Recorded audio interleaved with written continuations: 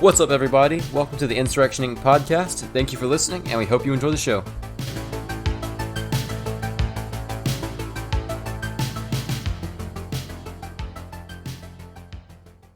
Welcome to this week's edition of Insurrection Inc. You have myself, your sexy main host, Stratty. My great honorable co-host, Jay Porter. And Aiden. AIDS, yes, that's true. How y'all doing this Stratty, you want me to pass it on to you, or?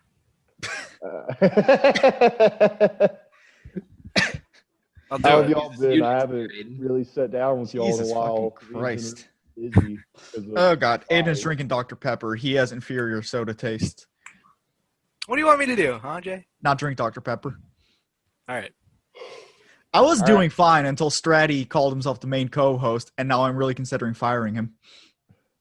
Everyone enjoy Stratty's last episode on this show. Okay. Anyway. We haven't really sat down to record together in a while because of life. And You haven't. Yeah, life. No, I haven't. So you've been cheating on us with another show. A way better show. You found a friend who's nerdier than us, so you think he's better. I'll tell you what. No, I can't because I'm going to get arrested if I say what I want to say. Anyway, we got a topic. Porter, you want to tell us about the topic? Yeah, first of all, Law of Liberty probably is objectively better than Insurrection Inc. Shut the fuck up. Oh God, you just put out a knife. You're literally like 600 miles away from me. I will make it. This is what, 10 hours of driving? Project through the 10 hours straight of driving. I'll be there in 10 hours. Either that or he has a really strong arm. You can just throw it 600 No, miles. Porter knows I can't throw, so. Peak accuracy. Dude, Jay missed me like throwing a ball of paper at me 4 feet away in the hotel room in Auburn. There's no way he can hit a knife from 600 miles. I had a set of throwing knives once, and I threw them so badly I lost them in my backyard and never found them again. Bro. It's fine. They were like $20 on Amazon, but it's still, I lost them. Yeah, Jay's father hated him, so he never threw a baseball with him in his life. Because not American, first of all, but just bad parenting and bad people. And that's why you have Jay now the way he is. Yeah, well, instead of teaching me how to throw a ball, they put me in martial arts, so fuck you. Mm-hmm. I don't know martial arts, but I can run faster than you, so I don't have to. There's these things called guns. I don't know why you always go back to running. Yeah. Why do you need martial arts if you have guns? Well, I can also use a gun. Like I don't need to know martial arts. You don't have one. I don't have one. That's we're trying, okay? Oh, we're trying. That's why it's been months and you still don't have one. The topic today is war. Dude, they don't have shit. Porter. Thank you, Aiden. The topic today is war. Aiden? The topic today is war. This was just one big dick measuring contest out of nowhere. Speaking of war, right now, one happening as we speak. Anyway, so Yeah, between Jay. Yeah, but it's Armenia and Azerbaijan. Who cares? Hey. I Hold was on. talking about the conflict between you and Porter, but I mean that. Oh. Anyway, Porter. Before we get into Armenia, Azerbaijan, I think we were going to start with the, whatever we were going to start with, we didn't. But now we're going to get into the kind of ethics of war. This is something that not a lot of online libertarians think about. It's something that intellectuals in the libertarian tradition have always considered very strongly. But there's always been very strong anti-war libertarians going back to. I mean, you can think of the first anti-war people probably in ancient Rome and Greece, and then more recently, I mean, Lysander Spooner was against the American Civil War, and Murray Rothbard took significant inspiration from him. Rothbard, of course, was himself extremely anti-war. Now you've got a whole anti-war tradition, and especially Tom Woods, I think, is a great anti-war voice. Now Scott Horton obviously is probably the best one we have, but even other economists in the Austrian tradition like Walter Block and Hans Hermann Hoppe have all written great things against war. But this is something that the average person certainly doesn't think about very much until the war actually happens on their doorstep.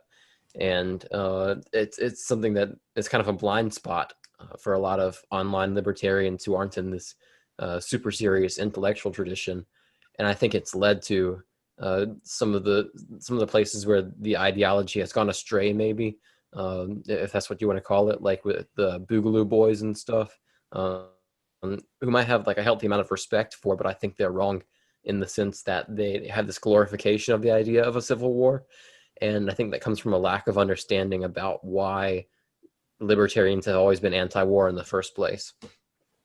So with that, I wanted to this is why I had the idea for this episode. I wanted to go over kind of the ethics of war from a libertarian standpoint, how it enlarges the state, how it's, the manifestation of the state's aggression in its worst form, and also the history of the development of warfare to where we are now. So anyone else want to pick up from there? Stratty, I know you've got some good stuff to talk about in this regard. Yeah, I want to interject real quick. Just a quick thing. Yeah, fuck you, Stratty. Yeah, fuck you, Stratty. It's your first show back. You don't get to speak. No, he's done, like, he did a Tom DeLorenzo episode, but besides the point. I just wanted to know why I would say you have respect for Boogaloo Boys. Like, you don't have to lie to them. They don't listen to our show. We scared them off episodes ago. I mean, I understand the frustration, and I think they've actually done some good outreach. Like, the significant majority of Boogaloo Boys are extremely young, and I think it's good to have.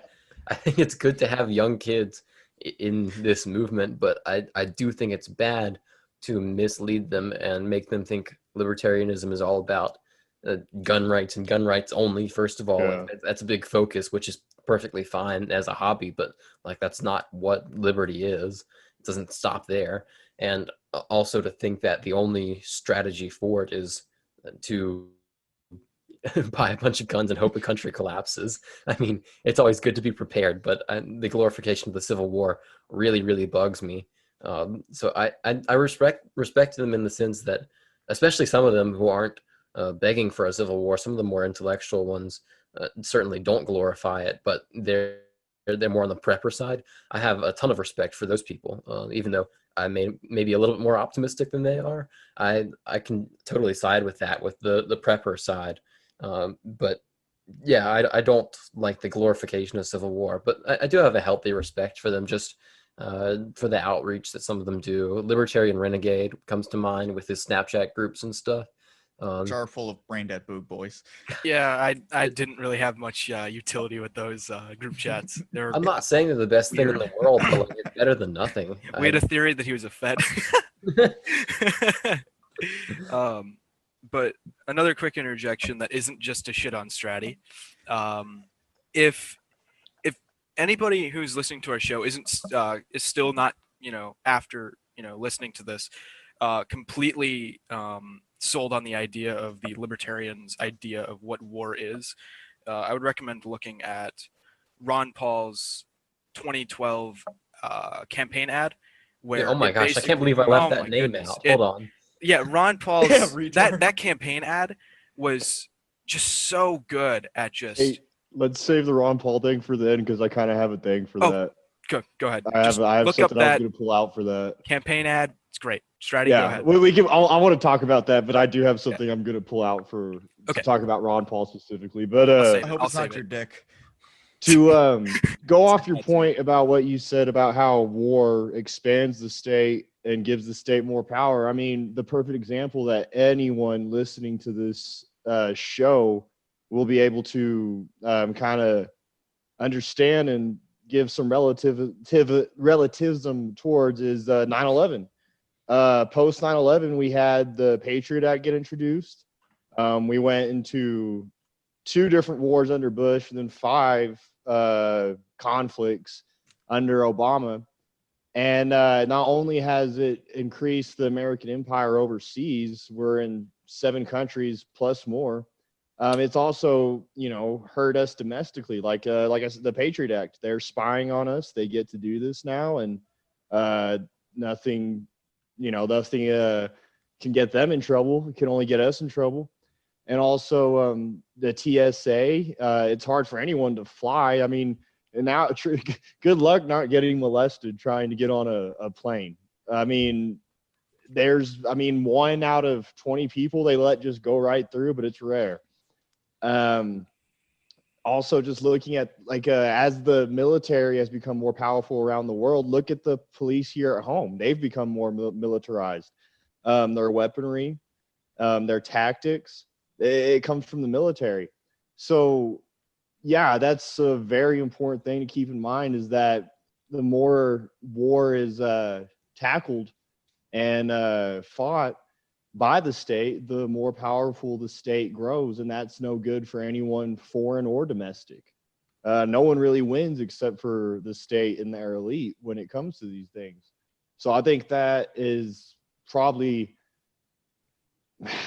I mean, there's a lot of important things to hammer home when talking about the subject of war, but that may be the most important one.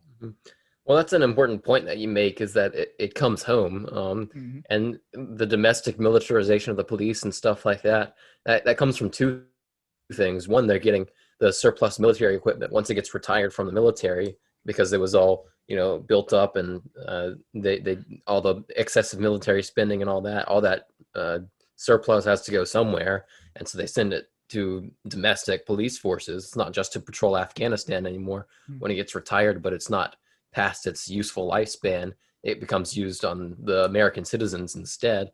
But also, it's not just excesses of foreign wars, it's domestic wars declared at home. The war on drugs is called the war on drugs for a reason. It is very much a war, and that's where a lot of the militarization comes from as well. They fund it and they fight it like a war, and it's directly against our own citizens. You don't have to like drugs or drug dealers, but the point of, what's a classic lesson about war is that it never just affects the combatants. There are always people caught in the middle, always civilians. That's part of the reason it's against libertarian ethics. But the same exact thing happens with domestic wars. It's not like the war on drugs is any exception. It's not like, well, just don't sell drugs and you won't be a victim of it. That's not how it works. You can always be a victim of excessive state power. So that's another reason libertarians have always been against war, is that it will be used against you at some point. You will be a victim of it. And also look at the war on terror. Bush launched that claiming we were going against terrorists in the Middle East, but it's been brought home. Now there's terrorists in America that our government needs to crack down on. And essentially, during the Obama administration, the IRS became one of the armies of the war on terror by going to right-wing groups and shutting them down with their claims of them not paying taxes and such. They specifically target these people. So not only does it grow the state and all of that stuff that we just went upon, but it weaponizes the state even more, and it also limits us and our freedoms even more. You can barely speak out against the state and get a following anymore without being considered an enemy, being considered a terrorist, not just by the government, but by the people who are patriotic, so to say, and believe in the government. They will see you as terrorists. Look at Edward Snowden. Snowden is not a terrorist, but that is definitely a limited hangout. Like, if you want to look at somebody that's actually persecuted, look at Julian Assange. Yeah. Snowden is...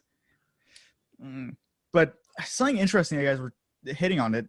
Of course, the war comes home, and, look at war on drugs, the surplus that the police get from the military because it's not being used anymore. But another thing is the militarization of the people, because Pat Watson, who we had on a few weeks ago, he didn't talk about it on our episode, but he talked about it on an episode he did with Pete Quinones.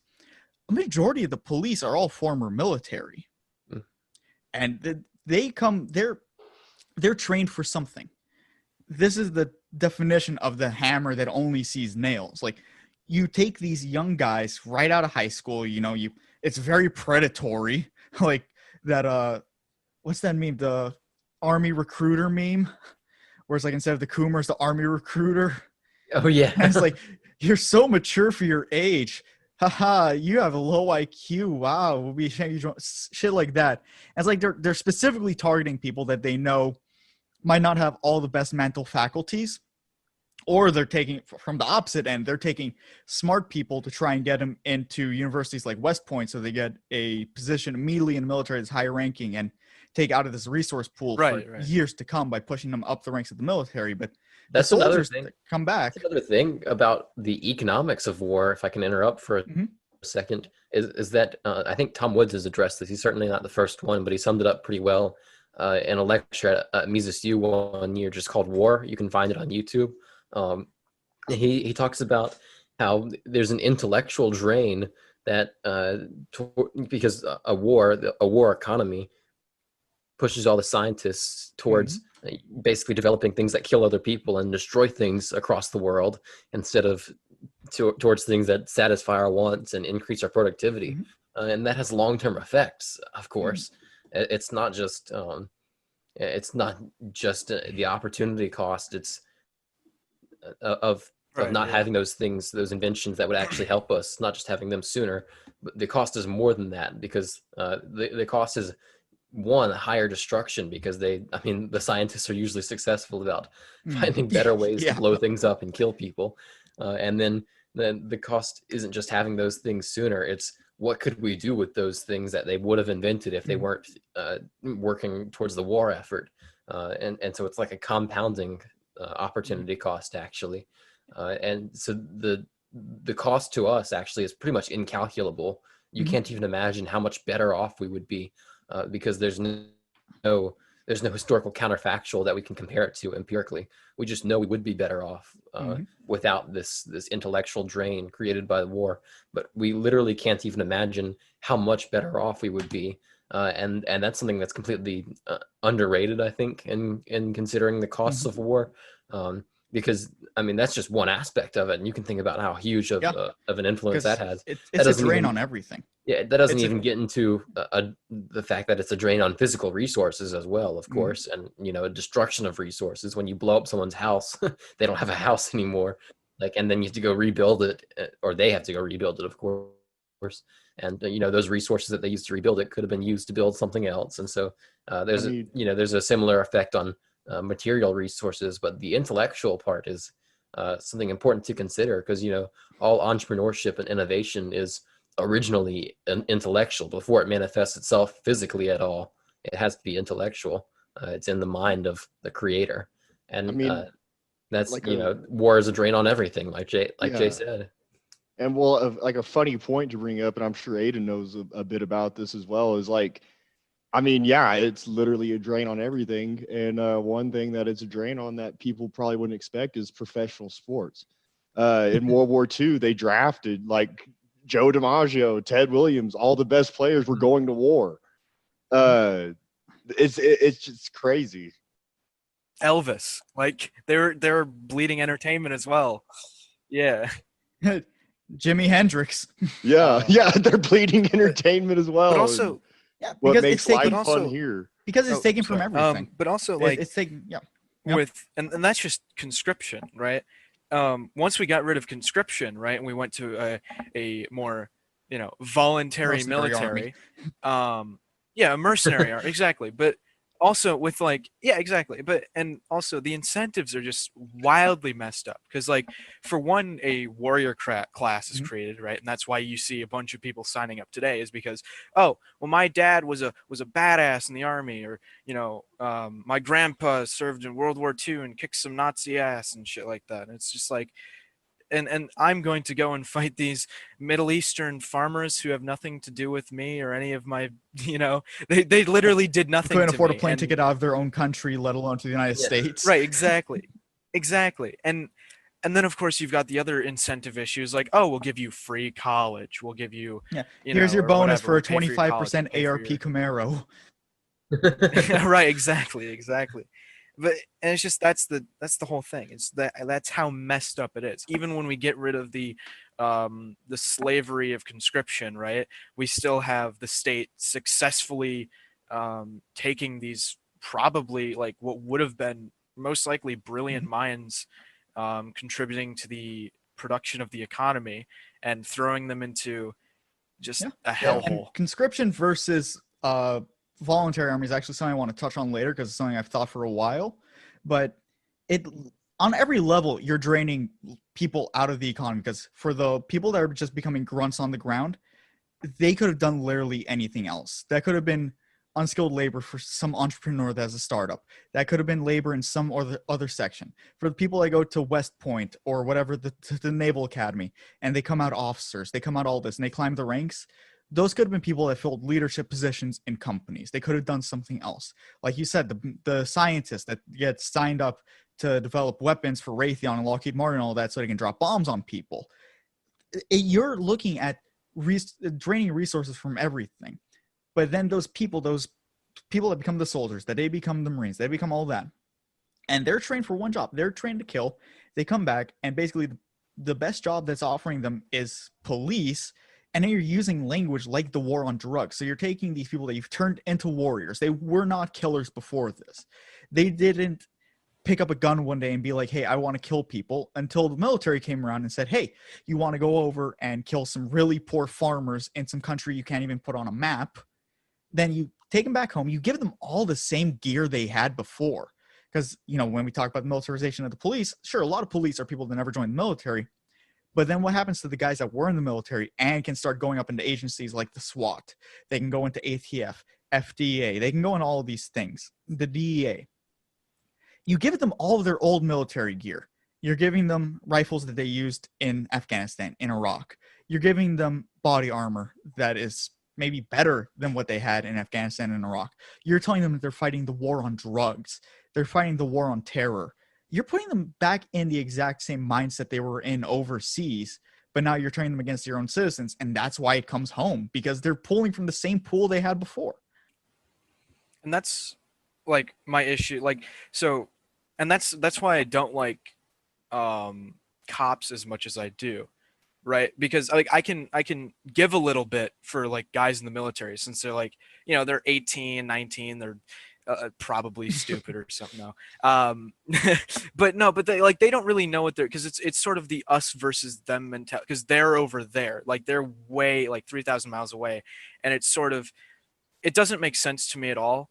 But I can understand why they wouldn't like have a moral issue. It's like, well, we got to get them so they come. But like when you're at home and you're, oppressing your countrymen, essentially, like that's just unexcusable.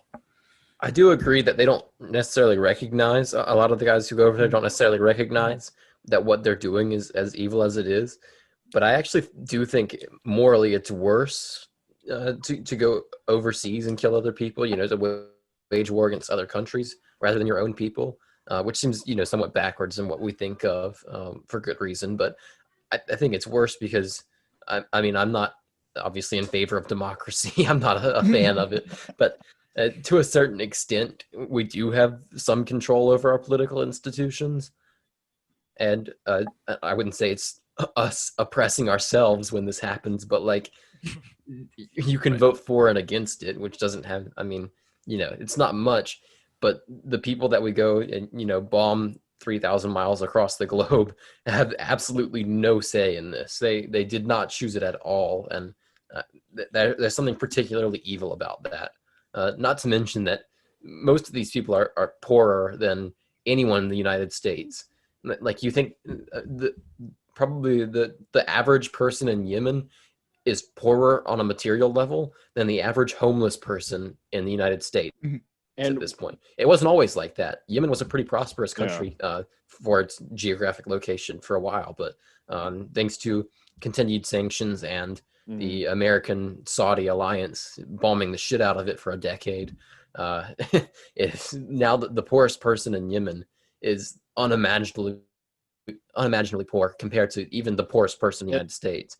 It's something that Dave Smith likes to bring up. He was talking about sanctions one time with Scott Horton. He says they always use sanctions as a way, like they say it's a measure to avoid war, but still put pressure on the regime. But it's just a twist of words. Like what you call pressure isn't really putting pressure on the regime. That's damaging the economy of everyday people. And these are the poorest people in the world because of what you're already doing, and you want to make them even poorer. These are people poorer than the poorest person you know, and what sanctions are is not pressure on the regime, it's pressure on the people to overthrow the regime. But it's starvation. It's not what you call pressure is starving people to death and hoping that they get mad enough to overthrow their rulers when you're the one doing it. Yeah, because look at Cuba. They've been under sanctions for 60 years. That hasn't stopped the Castros from eating well and living well. It just stops the Cubans from having anything. And they're not overthrown because they're starving now. What the fuck are they going to do? Well, and also like a good example of a country in Africa that was once war-torn and notoriously poor and went through famine and hunger was Ethiopia. In the 70s and 80s, they were under the rule of the Derg, who was controlled by the Soviet Union, and they had a civil war and they had conflicts with other countries. Now they're one of the most rapidly developing countries in Africa, if not all of the world, and they're not involved in any wars. And people are going there to get jobs now. So that says a lot about the damage war has upon society, a nation, an economy, and whatever else. Yeah, I mean, it's a completely backwards theory, and that's because they're not actually doing what they say they're trying to do. You don't make people more independent and less dependent on authority by making them poor and desperate. you know, people are only ready to overthrow their authority if worse comes to worse, or simply reduce its power, fight for more rights for themselves when they're independent, when they don't rely on the state or their rulers for all of their subsistence, for any mercy from the ruling class, in libertarian class theory, not in the Marxist sense, obviously. But so the sanctions theory is completely backwards. You don't make people more willing to overthrow their rulers when they get desperate and poor. You make them less willing. And so the question is, why do our political elites still do this? Why do they still believe it? And that's because they're not doing what they say they're trying to accomplish. The sanctions aren't actually to avoid war. They don't want to avoid war. They don't care. And so we have to have a different understanding of what war is to the state. And it's always beneficial. It's always beneficial to the state as long as they win. Of course, if they get attacked by another state, it's a little bit different. That's a defensive war, so to speak, and I can talk about that more in a second. But or if they get too cocky and start a war and then lose, like Germany in World War II comes to mind, and then it's not beneficial to the state otherwise. But this is something that's where the evolution of wars come from as well. Something I've been thinking about. I'm by no means a geopolitical expert, obviously, but I've been thinking there are two general types of wars. All wars are political, pretty much, in the sense that they use manipulation of the masses via force, which is aggression. It necessarily has to be aggression, therefore it violates libertarian principles, to manipulate the masses to achieve some goal of a few people, the elites, the ruling classes. And so all wars are political, in my opinion, even ones that might be justified, like the American Revolution. I think you could justify that on libertarian ethics. But then out of that, I think there are two general types we can identify. Something I call maybe a dispute war, like disputed territory, or a religious dispute, or an ethnic dispute. Like it's mostly ethnic and territorial right now in the Armenia-Azerbaijan conflict. So that'd be like one of those dispute wars. And then there's imperialist wars, which is something that mega states, ones that are much more resource heavy, much larger, much more powerful than the states they wage war against. That's the type of war that these states wage, and that would be like the American wars in the Middle East and proxy wars in South America and stuff. And Porter, I want to interject real quick because Sure. I wanted to talk about, I want to hit on what you said about sanctions, because there's a great historical example to bring up here, and that's Pearl Harbor. The government had intel a year in advance that the Japanese had plans for an attack on Pearl Harbor, and implemented the embargo to induce those attacks. And look what happened. And another like a great quote that simply kind of exemplifies everything you talked about there. And I'm going to butcher the name, but it's from Frederick Bastiat, and it's Bastiat. Bastiat, yeah. And it's if goods don't cross borders, our soldiers will. Mm-hmm. And that has been exemplified throughout history many times. And even if soldiers aren't crossing borders, well, a conflict is going to arise. Like Jay brought up Cuba. Obviously, Cubans have had animosity towards America forever, unless they've came over here. But it doesn't create anything good. Sanctions lead to nothing good, and it just reminded me of I've been learning a lot more about protectionism and thinking about it recently. And I had Jeff Deist on Law of Liberty a couple episodes ago, and I asked him about, Pat Buchanan's economic stances. And he said, well, those people, they just need to honestly come out and say we're willing to sacrifice good economics to uphold our culture. Well, how are you going to uphold your culture if your bad economics is going to induce problems that attack your culture, that attack your society, and hurt your people? So I think there's no excuse for protectionism, and that kind of thinking needs to be attacked whenever it can be. And that's before I go on with my talking about imperialist wars, that's something else. Your culture point is important. That's something that Hoppe has talked about, because he might be personally culturally on the right. I'm not sure actually what his beliefs are. Certainly he thinks it's more conducive to libertarianism to have culturally right-wing views, and so he's anti-mass immigration, which I tend to take Walter Block's opinion on immigration over Hoppe's. But something Hoppe does get right is he says if you need one reason that's kind of right-wing to end the wars, if you didn't have enough already, is that when you Syria is an example, when you bomb the shit out of other people's countries, they tend to leave and then they got to go somewhere. And so why do you think you have a wave of hundreds of thousands of Syrian immigrants into Europe? It's because we keep attacking their country. We destabilized their country on purpose and started a civil war there. And it's not like their government was great. I mean, what's his name? The dictator Assad. Yeah, it's not like Assad was a wonderful person, but Syria was relatively stable until European and U.S. meddling in their affairs. And then you got a wave of hundreds of thousands of Syrian immigrants whose culture is completely incompatible with that of traditional Europe's. And so, of course, right-wing groups have opposed the immigrants without thinking about the root cause that they're there in the first place. Of course, what Hoppe has identified is when you have these cultural and ethnic strifes, you're less likely to have, peaceful cooperation, which is the first prerequisite of any libertarian society.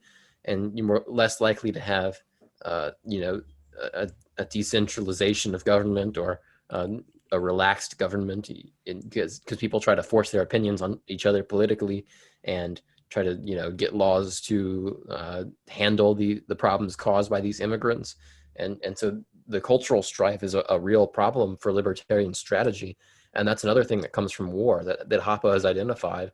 It's just one more reason to oppose it. And another example, and I think that's a good example what you brought up with Syria, but I think a better one would be Libya. Libya was looked at as the country to be in Africa all the way up until what America did in 2011. Now, again, Assad is not exactly a good guy. Gaddafi wasn't exactly a good guy either. But the only war he ever launched that I can think of off the top of my head is the war with Chad that Libya had. And Gaddafi was anti-imperialist. He wasn't wishing for any other country's help, nor was he wishing to oppress any other country outright. So when America did what they did, now Libya is war-torn. It's a shithole country. They're in the middle of a civil war, and now they have a slave trade going on there. And I mean, that's just... And wasn't Gaddafi... Yeah, thanks, Obama. Right. But wasn't Gaddafi also sort of warming up to the West? They're warming up to a lot of West. And he was also the barrier for all immigration coming from Africa into Europe. Yeah. He also Right. he also Um, wanted like a Pan-African gold standard. Yeah. I wonder why they Interestingly, killed him. yeah, I can't Yeah. imagine why he was overthrown by the U.S. You know, government. Libya was actually the first war I ever opposed. I just want to take a quick break to announce that we have a Patreon now, where you can support us with money. For some reason, that is patreon.com/insurrectioninc. And if you don't want to support us with fiat, you can go to float.app/insurrectioninc. That is FLOTE.app, and give us cryptocurrency. And if you don't want to give us money monthly, because why would you? You can go on down to our merch shop and pick something you like. Links will be in the description, and don't forget to join our Discord. Now back to the show. Same with another person that was kind of interrelated with Gaddafi in this way, and this is kind of an offshoot, but just someone our listeners might be interested in learning about, is Thomas Sankara, another person that Western interest went against and basically had killed. So, I mean, yeah, our warfare, even with whenever America's not directly involved, is big time influenced by our empire, at Mhm. least. and also, another thing, like to touch up on like the sort of protectionism, it's really sad to see that like aspects of mercantilism just don't die. Like it's the worst economic system that probably like everyone shits on mercantilism, socialists, capitalists, like everybody. It was just such a bad system, and yet aspects of it still One more exist. thing to bring up before we move on from this, because I just want to, it's kind of a funny point to bring up, is so many protectionists, like, I'm a big fan of Pat Buchanan and Tucker Carlson. They're anti-war, but they don't realize it's their bad economics that induces it many times. So just to, if you're a protectionist and listening to this, if you really care about being anti-war that much, you should really improve your economics. Mhm. I mean, you mentioned, before we get too far away from this topic, I want to go back to your Bastiat quote that you mentioned: "When goods don't cross borders, soldiers will." Since Adam Smith, at least, maybe even before then, there were some theorists who thought of this. But I mean, Adam Smith was the one who really developed this idea of the division of labor, and then, of course, Ludwig von Mises and Rothbard and everyone since then have recognized the importance of the division of labor, because it represents the highest form of social cooperation that we have. It's peaceful cooperation to produce for each other in our own self-interest. It's a kind of a beautiful system, really. And the international division of labor represents international cooperation. It's the highest expression of peace. And so when you block goods from being exchanged across national lines, that's a disruption of the international division of labor, which is a disruption of this peaceful, productive order. And so it's inevitable that you create war when you disrupt trade, because you're necessarily disrupting the one thing that makes us all cooperate in our own self-interest. It's not out of altruism that we cooperate, but we cooperate with each other through the division of labor because it makes us materially better off. And so when you destroy that division of labor, of course war happens, of course conflict happens. You destroyed the one thing that makes us all unite. Yep. So I got a question for you guys. And this is something I've thought of for a long time. Conscription versus the mercenary army we have now known as volunteering. Now, obviously, on a moral grounds, conscription is the worst form of it. There's no contesting that, right? Right. Like you're forcibly taking somebody out of their home. It's You're essentially slavery. forcibly taking someone out of their home, giving them a gun, and sending them off to another country. But It's slavery, but you're forced to murder people instead of pick cotton. Yeah. yeah. But on a utilitarian ground, I've thought for a while that since conscription is so egregious, that it's actually what helps end war sooner. Because we've seen anti-war movements throughout basically every war until conscription ended. Yeah. Because in a good Vietnam, point. the mass protests throughout all of Vietnam to end the war. World War I, people burning draft cards. In New York City, there were riots in the Civil War because people were being conscripted to go kill Southerners. Those were some of the most destructive riots in American history. But then we end conscription and you start seeing that, well, suddenly people get this idea that because soldiers are signing up for it, that the war isn't as egregious, so therefore there must be a good reason. Otherwise, these people wouldn't be going, and they're sacrificing their lives, so we can't critique it. I mean, they chose to do it, and they're sacrificing. So how can you critique our veterans? And the anti-war movements that do pop out of these voluntary quote-unquote wars, the sort of wars that are popped up and using voluntary armies, they're sort of they're just in the back alley, right? They're just sort of, nobody really pays attention to them, and I mean, people care, but it's not to the point where it's extreme passion against whatever war. Like, people might be like, oh, war is bad and everything, but it is what it is. And it's like, whereas in Vietnam and every single war before that, people were just like, no, this is stupid. We should be not doing like this. In Vietnam time, you had people were like, I know people were actually scared. Like my dad always tells me, kids older than him in school, they didn't think of having a future. They just thought they were going to go to Vietnam and get their heads blown off. And they were legit scared. They didn't think this was a war they had to go fight. Whereas guys I went to high school with were like excited to graduate and then go sign up for the military because they wanted to go kill some Muslims in the Middle East because that's their American duty, and 9/11 makes them angry, and they don't actually understand why 9/11 happened or what these people are not our enemies. They don't even know you, dude. They don't have any idea what America is like.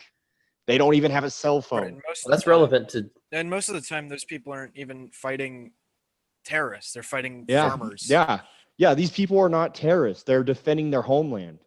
You're telling me Americans wouldn't do the same if the roles were reversed? War is terrorism with a bigger budget. It really is. Politicians are Seriously. terrorists with licenses. Yep. But it really is a difference. Like, the difference between, you have a son, and one day some men in suits come around, hand him a card, and say, "Hey, you're going off to this country." Your son is being forced out of your house, and he has no choice in it. He's probably going to go die in that country. That's heartbreaking. That's infuriating. Versus, well, my son is an American hero because he signed up for this. He chose to do this. So, he's showing his allegiance to his country. It's a strong psychological tool. So as awful as conscription is, I think it's a huge limiter in how long a war can go on, because it was absurd how long Vietnam went on with conscription, and people were sick of it. That's why Nixon got elected. He promised to get out of the war. But then you have Afghanistan, where people are sick of it, but they apparently don't care all that much when Trump doesn't hold up on his promise of pulling out. And it's the longest war in our history. Right. There are 2 points here. And I think one is, that's actually a really good point, that when there's conscription, there's more of a movement against it, I guess, because you're scared, you don't want to go, and then you're forced to anyway rather than choosing to go. One thing is to get people to choose to go, the propaganda state has to be increased tenfold just to, from elementary school, you're made to take the Pledge of Allegiance every day and have a moment of silence with the flag waving in the room or whatever, and it's literally indoctrination of small children. So creepy. And then thinking back, And they used to do the Roman so salute creepy. for the flag. and then there's a whole, we talk about the military industrial complex. Think about the military credit complex. I have this theory. I don't know if it's a conspiracy theory, if it's completely unfounded or what. I think to a certain degree, the state has deliberately increased the cost of college in recent decades. Oh, yes. As military recruiting has become more difficult, especially as, the Afghanistan war is the longest war in U.S. history, and people are getting tired of it even now, even though it still doesn't affect their lives very much, which is the second part of what I want to talk about in response to Jay. But the credit companies and the federal government, of course, because they're the biggest issuer of student loans, they share information with military recruiters, like kids who are less likely to be able to pay off their debt and have more financial strain. They share the contact information of those kids with military recruiters. It is downright evil. That's how they get these kids information and how they push them to go to war. And so it looks voluntary on the surface, of course, but it's all tied up together. And like Porter, that's a great point, because it kind of, I want to piggyback off that, because there's a point I want to make. And like, yeah, I mean, the most anti-draft president this country has ever had, and I talked about this with my dad about a week ago, was Ronald Reagan. My dad voted for Reagan just because he was anti-draft, and my dad didn't want to be conscripted. Barry Goldwater actually was against the Yeah, draft as well. Obviously, he was never a president, but yeah, Carl Hess talks about that a good bit in The Death of Politics, his essay. It's pretty enlightening because Goldwater was not liked for that position. yeah. And Yeah. whenever Ronald Reagan was our president was the 80s. And if we look back on the 80s, that's when propaganda was at an all-time high. And like the propaganda was so, in a way, enjoyable that Outlandish is a good word. yeah, like I mean, even I like have fun looking at the propaganda because it's just good art. It's good art. It's funny messages. And like I yesterday on my Instagram story, I shared this one and you shared it too, Porter, just because it was crazy to Support see. the Nicaraguan freedom fighters, right? Yeah, save the Contras. And it's like a Or the end of Rambo 3. yeah. Oh yes. Oh yeah, This that's movie was right. dedicated to the brave Mujahideen fighters of Afghanistan. That aged And very also well. under Reagan, our military expanded more than under any other president ever, except maybe this one. And so yeah, I mean, you guys are making great points, and going off what you just said, Porter, about the credit, I wouldn't be surprised if all this college student loan debt, a lot of it grew out of the 80s. And Stratty, that is such a crazy thing that you just brought to my mind. So Vietnam was the first televised war, Yeah. right? Like that was the first time we saw journalists going in and recording the carnage that was happening, and people hated it. Like you had videos of carpet bombing farms and dropping napalm, and all these poor villagers. That also Vietnam, poor as shit country. Even to this day, it's not that rich. Apparently, there's still a one-party communist state. I did not know that until a few months ago, but. But you had, and this was horrible for people. This was horrifying. But then you fast forward to George H.W. Bush and the first Gulf War, and even Tom Woods has talked about this. So like on the TV, they're getting excited because they're seeing a bunch of poor people getting blown up by fighter jets. And it's this huge propaganda where it's like, it went from, hey, these are the horrors of Vietnam to, oh my God, look at how awesome the first Gulf War at that point, how awesome the Gulf War is. Look, America, we're blowing shit up. Hoorah, The military brothers. media complex. It's another one of those complexes. Yeah, that's the disgusting thing about this state is they take things that would be normally seen as, as video evidence of how disgusting war is, and then they flip the narrative to make it. It's just terrible. Like, it's awful. What's disgusting. crazy is that Colin Powell and Norman Schwarzkopf were considered celebrities at one point in America. Like they were going to celebrity events that's crazy.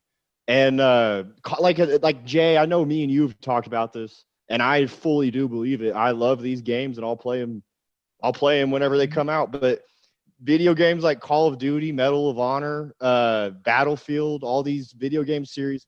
And those names, Call of Duty, Of Medal Honor, of Honor. Battlefield. The names, yeah. Yes, like they are made to convince young men that war is cool and honorable.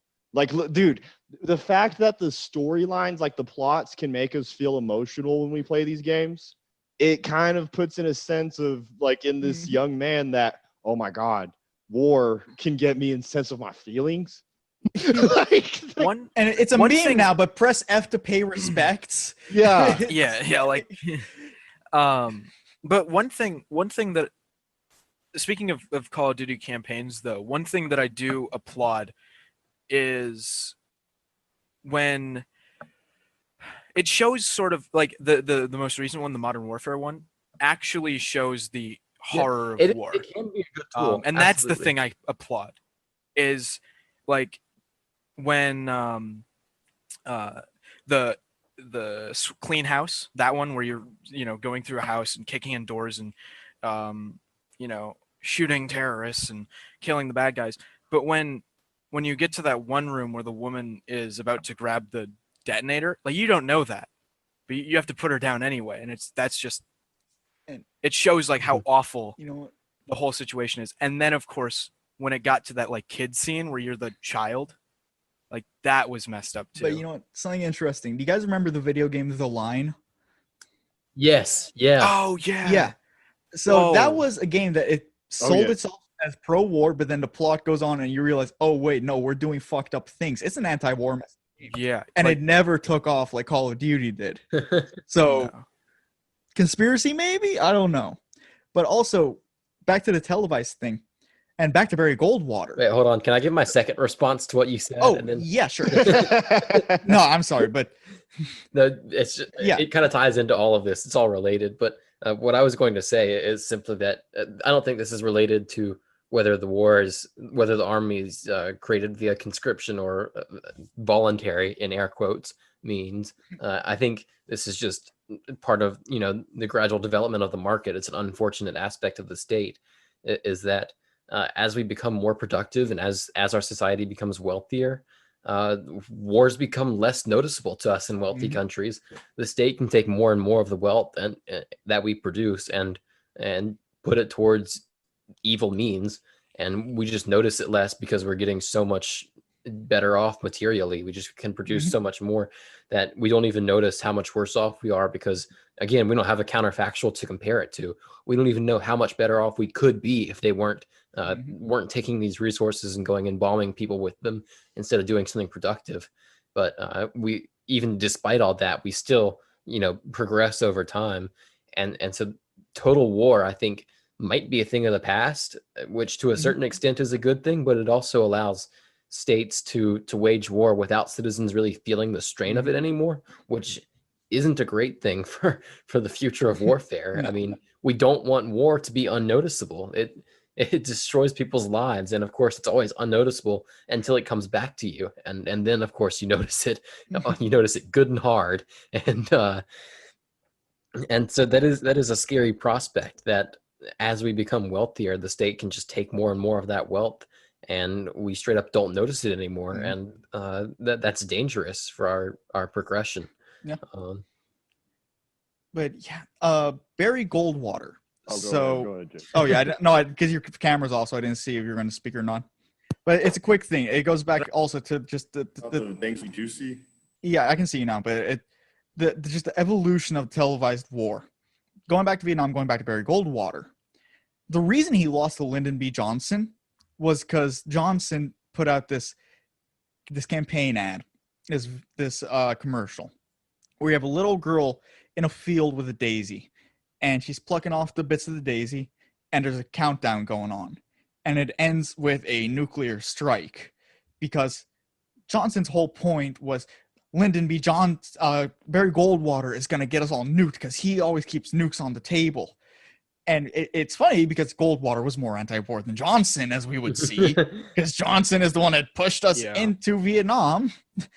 But then you go to 1 or 2 years ago, and Trump dropping the Moab in Afghanistan is a televised event where people are like, wow, we just dropped the biggest bomb we've ever developed. How insane is that? Yeah, and it makes speaking mass of, murder like, these- exciting, which is disgusting. yeah, it's awful. And speaking of these like politicians, right?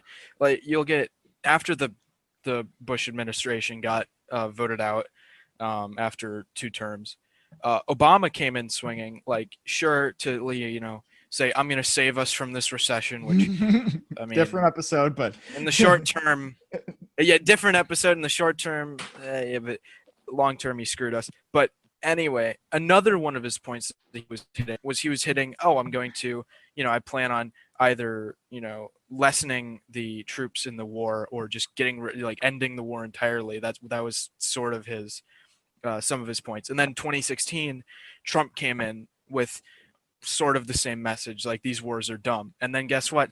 None of that happened and nobody cared. Peace sells. It's obvious that peace sells. People love it. They want it.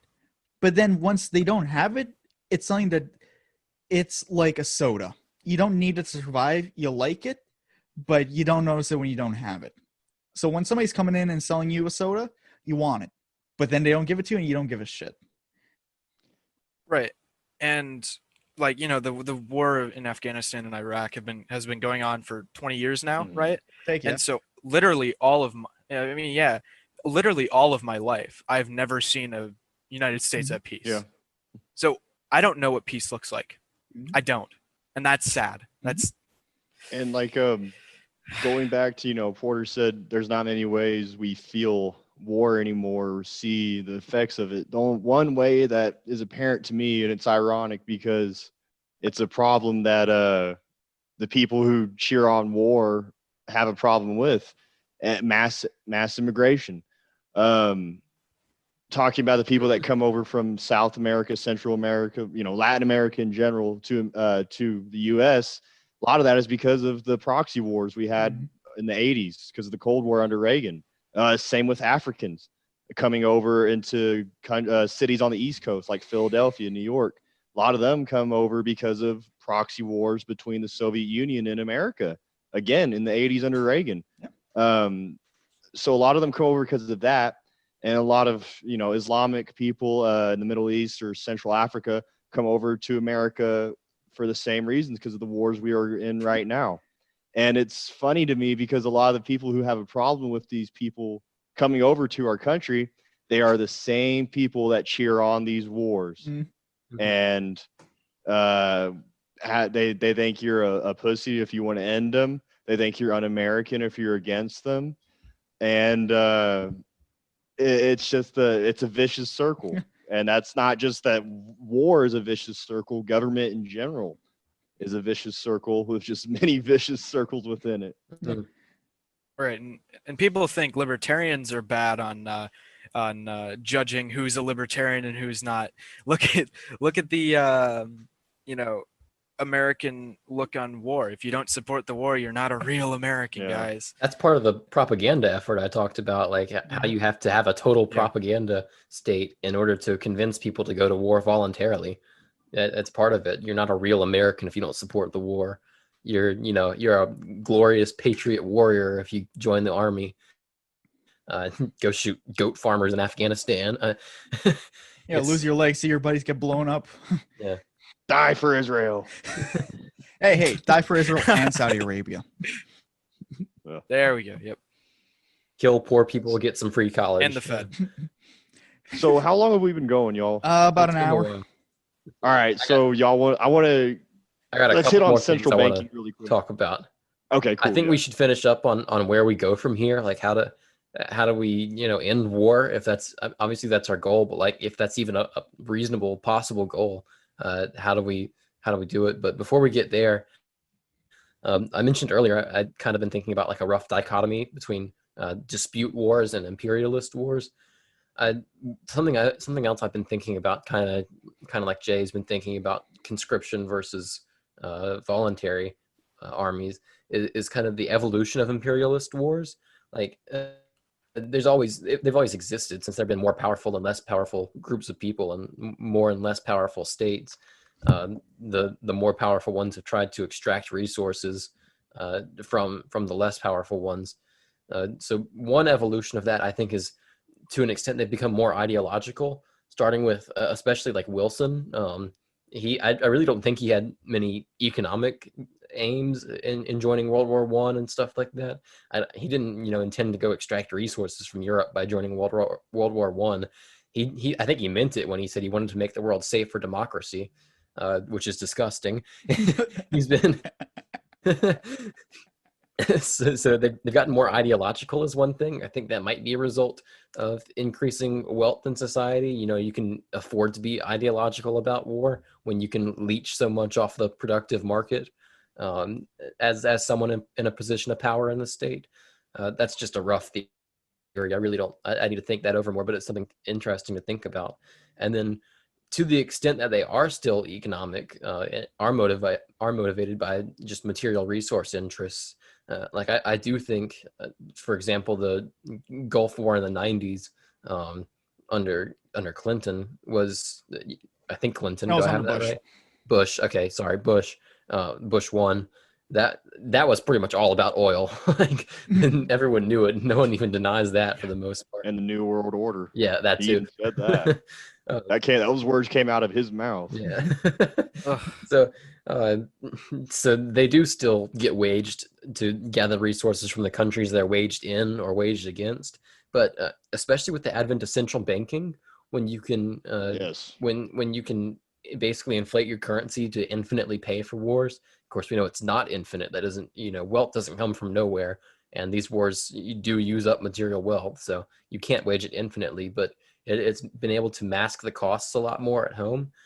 With the advent of that, imperialist wars are sometimes waged not to steal resources from other countries, but to have an excuse to steal resources more from your own people.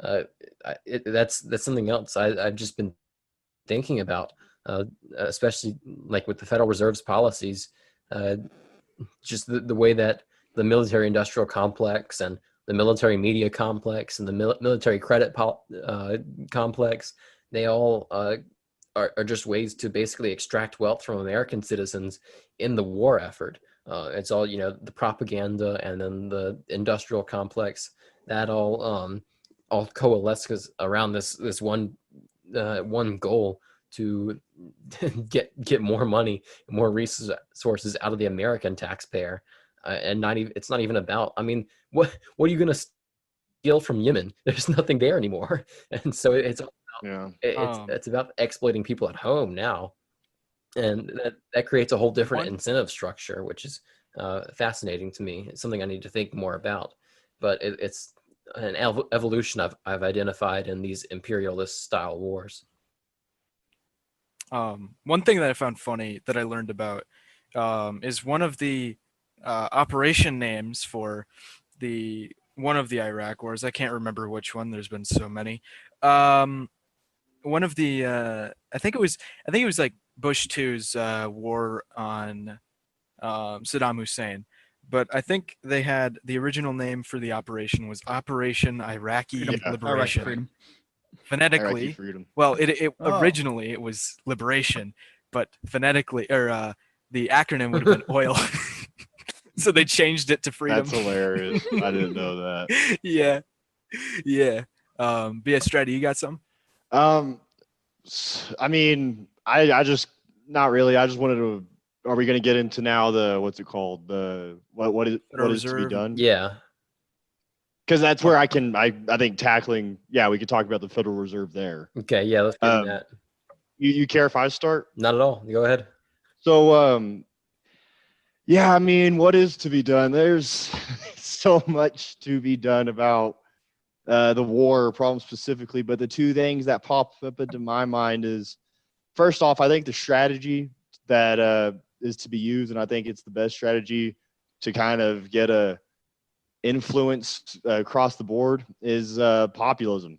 Mhm. And I think I've been reading into more right wing populism, not just from Rothbard, but from other people in our circles. And it seems that populism was the best way of getting the anti-war feelings going in people. Like Jay, I think you brought up the New York and that they were mad about getting subscription for secession. Look at the old right. Whenever World War II happened, they had the America First movement. A great book to read on that is Defend America First by Greg Garrett. It's all his editorials around World War II.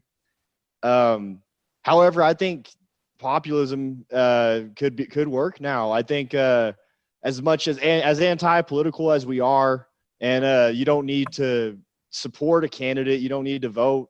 But I think like what Rothbard did with Buchanan in the 90s, I think if that happened again, it would pay off to some degree with at least just spreading influence. So I think that's one thing that could work. I think also just a breakdown of power, decentralization. The more power we can take away from the state, the less power the state has to wage wars. So I think that's a very important way to do things. And just increasing the free market, just increasing trade, taking peaceful solutions with these people and friendships through trade rather than enemies through non-trade. I think that realization will take us far. But what about y'all? What are some ideas y'all have? I mean, and also it's like populism doesn't necessarily have to be, political. It could be, Yeah. and this was mentioned in the previous episode, the Mises Institute could be considered an organization of populism, since it is, trying to teach economics and philosophy, more economics, to I think it was like the The average popular person, yeah. audience. Yeah. Right. It was like Rothbard was like especially good at this Mhm. with his writing because he wrote with the layman in mind. Yeah. I got mean- no fucking. It's something I've honestly haven't thought of for a while. How do we end? Because I've just been under this assumption, like, oh, fuck, we're just never getting out of these until the state collapses from its perpetual warfare. Because, you know, as much as I like Agora's strategy, you can't counter economy your way out of a war because that's something out of your control. Right. And they fund it through inflation anyway, so you can take away your tax money from them, and they're just gonna keep printing, keep funding it. So. Mhm. I don't really I quite think know. the most, and this has been said a lot, but it is really important to just keep stating and keep stating and keep stating, is that, I mean, education is probably the most important thing that we have in our arsenal, is educating people on the ethics of liberty and taking away the state's power, especially with like getting out of the public education system and, you know, homeschooling and all that, and just stripping the government its power from indoctrinating children into thinking that the state is great and all Mhm. that. Yeah, I agree with both Jay and Aiden, and of course Stratty too. I mean, I don't disagree with Fuck anything you said. Stratty, yeah. Yeah. So yeah, first of all, I do think education is the right way to go. I don't know. There's a quote from some American guy. I don't remember who said it. Basically, There's a lot of yeah, it American was guys. basically that. Basically, that war will finally be stopped when young men stop agreeing to go fight it, and so I mean that's just at this point education. When they have a voluntary army, their propaganda state becomes that much harder to fight, but necessary to fight. And I mean, we talked about video games a little bit earlier. The line is one of those you can use media, Yeah. you know, as a counter propaganda tool. You know, you make games like The Line instead of Black Ops, and that's one role. And then of course places like the Mises Institute, antiwar.com, these are accessible to the average person. If someone's like, why are you anti-war, you can send them a link now that they can read real quick. They just need to take the effort. That's the amazing thing about the internet, is like everything you can get information Mhm. just like that. So that's one thing. But then so one of the student groups I'm involved with on my campus, we invited a guy named Doug Bandeau last fall, so about a year ago now, to come speak at my campus. And he did a speech on kind of the state of American foreign policy just in general. He talked about Syria, Afghanistan, Iraq, all these places that were still waging war in. And for those people who don't know him, he's one of the anti-war guys at the Cato Institute. So he's actually, I mean, he's pretty moderate. He's like a constitutionalist, but in terms of war, he's very strongly anti-war. He's certainly not a moderate in that sense. He's a good guy. I like him a lot. So he works for the Cato Institute. He writes for National Review every once in a while, which is kind of ironic because National Review is overall very neoconservative and very pro-war in general. But he most of his writing there is focusing on on Christian stuff, but he writes Christian anti-war things on National Review every once in a while. Surprised they publish him, but yeah, a good guy. But I asked him, you know, because someone who's overall like a pretty moderate person on the American political spectrum, towards the libertarian side certainly, but not extremists like any of us. I asked him, like, how do you think wars are going to end? Like, what's the path out of this for America? And he gave a very black-pilled answer. It was he said, I don't think we're going to end them by any other means than they collapse under their own weight. He said that. I was surprised to hear that from someone like him. He says, I don't think that we're going to have a president who can pull all the troops out. I don't think anybody has the moral courage to do it. I think it's going to be some sort of credit collapse, some sort of just a resounding defeat because we lack the will and the proper strategy to fight over there anymore. He says there's going to be some sort of collapse that finally ends these wars for us because we won't end them on our own. We're too deep in. And that was really surprising to hear from someone so moderate, and that kind of woke me up. I kind of lost all hope for a political solution. I would consider the populist like education strategy to still be an anti-political solution. So I don't know. It's got to be some combination of those two. But hearing that from someone who's overall moderate like Doug Bandeau, um, I think he's right. Unfortunately, I wish there was another easier way, but I think it's going to be a rude awakening when that finally happens. I don't. I mean, there's no way to predict how soon it can come and what exactly that kind of collapse, that process is going to look like. But I really do think that's the only way. I'm kind of with Jay in that regard. Well, does anyone else have anything to say right there? Because I want to talk about two books I think should be essential reading on this subject. Go on. No, go ahead. Go ahead. So earlier, I think it was Porter who made this point that central banking has changed war.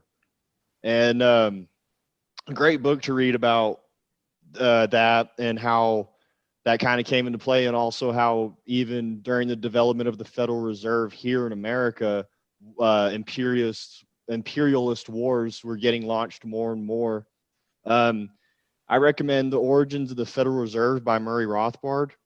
I believe it's part of another book, but you can also buy just this off Mises for like $5.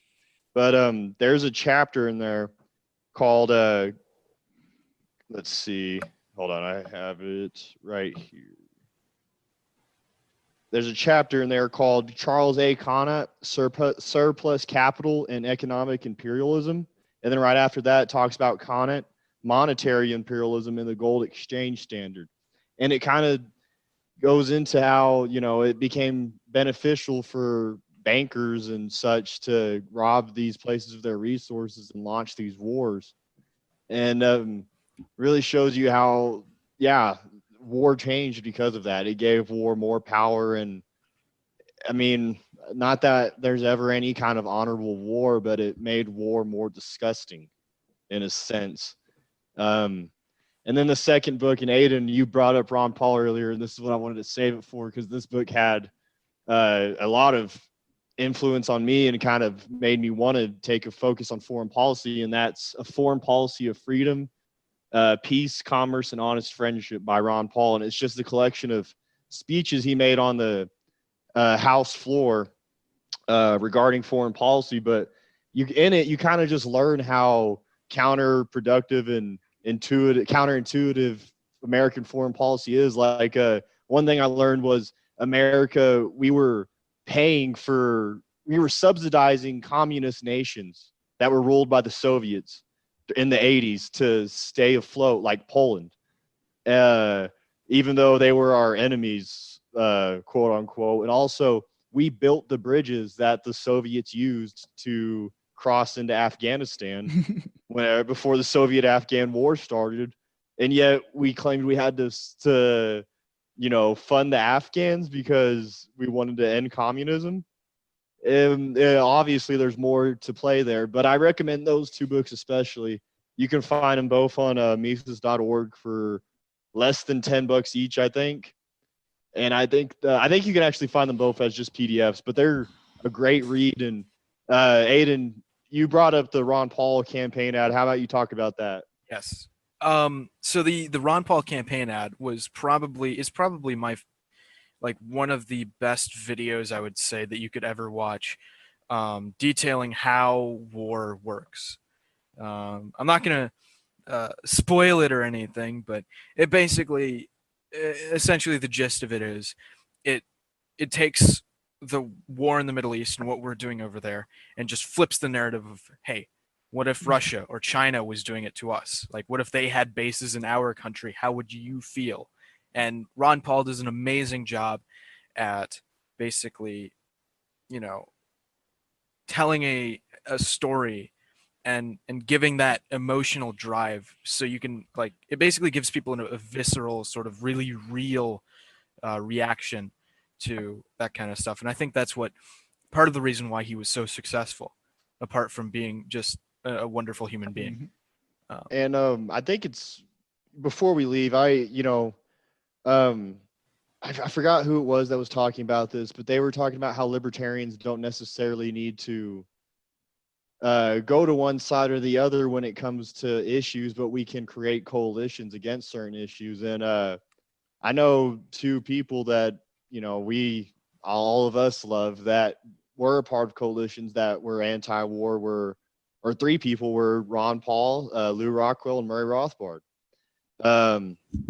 Lou Rockwell has written about going to Marxist conventions, leftist conventions, and giving anti-war speeches and being cheered on by people who had shirts that said "Workers of the World Unite" and such. And then I know we had Walter Block on an episode, and he talked about how him and Murray Rothbard joined the Peace and Freedom Party and were voting for rent control just because these were the only people that would vote with them on being anti-war. Yeah. So, you know, it's not you don't have to sell yourselves out whenever you know, can find a issue that there's solidarity on with someone that is a polar opposite of you. But it's important to understand that, hey, for everyone, it's a benefit for everyone to oppose war, to end war. So that war is one issue I do think we should build coalitions on. Yeah, this is like if somebody asks me what my political beliefs are, I tell them that my number one issue, first and foremost, always is war and peace.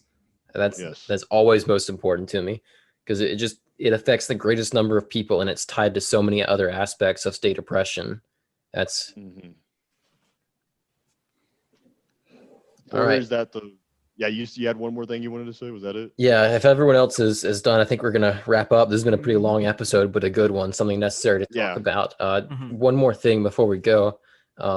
Anyone who's religious or inclined to prayer, or Christian like me, if anyone wants to join me in prayer, I've been praying for the people in Armenia and Azerbaijan, especially our Christian brothers in Armenia, with the war going on over there.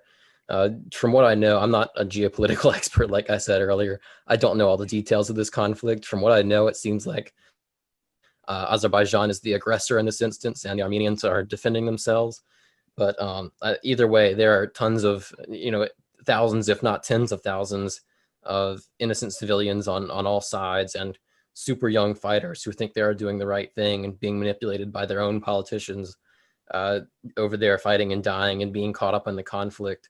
And it's just a really sad situation. So if anyone is of the praying type, I'd ask you to pray for them as well, especially just because of the nature of that conflict. It's been going on for so long. And on the first day of the Azerbaijan invasion, Armenia released a list of 16 of their fighters who were killed in the initial attack.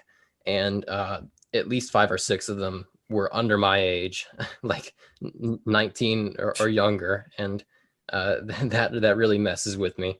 So just pray for those people over there. And with that, I think we'll close up. Yep. All right, this was a great one. Everyone, thanks for watching. Share the show with friends.